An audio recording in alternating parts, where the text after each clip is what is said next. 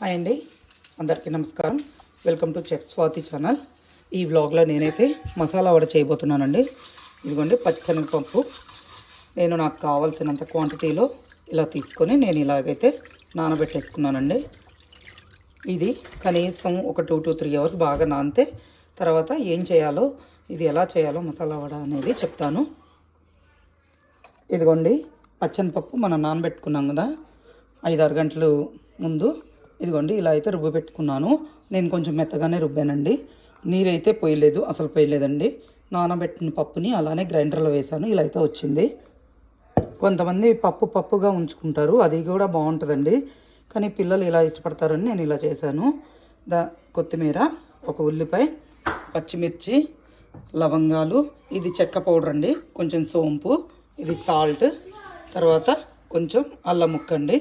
నేను ఇప్పుడు ఈ రోల్లో ఏం చేశానంటే ఒక చిన్న సైజు అల్లం ముక్కని, కొంచెం ఒక 2-3 పచ్చిమిరపకాయలని తీసుకొని, తర్వాత 2 లవంగాలు, కొంచెం చెక్క పౌడర్ వేసి ఇలా అయితే పేస్ట్ చేసి దంచిపెట్టుకున్నానండి. మనము పచ్చిమిర్చి నేనైతే విడిగా వేయట్లేదు పిల్లల కోసం అనేసి, నేను దీంట్లో ఇలానే దంచేసి ఇలా అయితే పెట్టుకున్నాను. ఇప్పుడు దీనిలో అన్నీ యాడ్ చేసేసుకుందామండి. ఇదిగోండి ఈ పేస్ట్లో కొంచెం సోంపు, కొత్తిమీర, ఉల్లిపాయ, మనం ఏదైతే దంచి పెట్టుకున్నానో ఆ మిశ్రమాన్ని దీంట్లో వేసి కలిపేశాను. దానికి తగ్గట్టుగా ఉప్పు అయితే యాడ్ చేసుకున్నానండి. ఇప్పుడు నేను దీన్ని అంతా బాగా మిక్స్ చేసేసుకుంటాను. భలే ఉంటుందండి, రుచిగా ఉంటుంది. మీరు ఎప్పుడైనా కావాలంటే ఇలాగ ట్రై చేసి చూడండి. మసాలా కూడా అసలు చాలా బాగుంటుందండి. ఇదిగోండి ఇలా అయితే బాగా కలిపేసుకున్నాను. ఇంకొక పక్క బాండీలో ఆయిల్ అయితే పెట్టుకున్నానండి.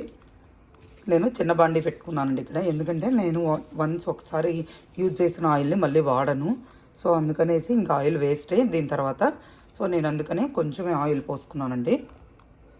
ఇంక ఇప్పుడు ఇవి చిన్నవిగా మీకు కావాల్సిన సైజులో వేసేసుకోవడమే. నేనైతే కొంచెం చిన్నవిగా, కొంచెం మోయినంగా వేద్దాం అనుకుంటున్నాను.